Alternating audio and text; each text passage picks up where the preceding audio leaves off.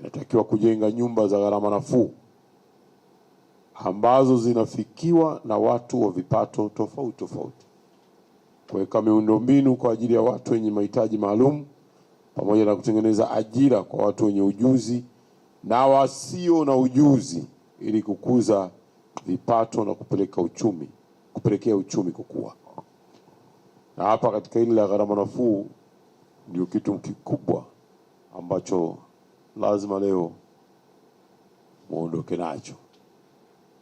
Tuna tatizo kubwa sana la makazi sana. Majengo umeandaa mpango mkakati wa wakala wa miaka mitano, kwa maana kuanzia mwaka 2026-27 hadi mwaka 2030-31, na dira yetu katika kipindi cha miaka mitano ni kuwa kitovu cha ubora kinachoongoza katika maendeleo ya usimamizi wa milki za serikali barani Afrika, a leading center for excellency in government real estate development and management in Africa.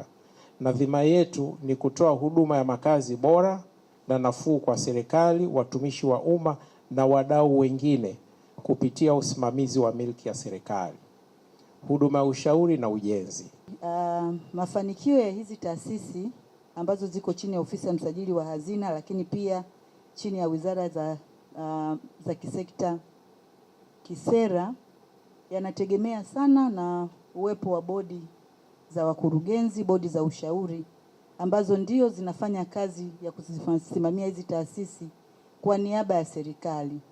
Kwa hiyo sisi kama serikali tutakuwa hatupo hapa, lakini bodi tunajua ipo kwa niaba ya serikali, ikihakikisha kwamba malengo ya kisera, lakini malengo pia yale ya kiutendaji, operations zote zinafanyika kadiri ambavyo ya malengo ambayo serikali imeyaweka.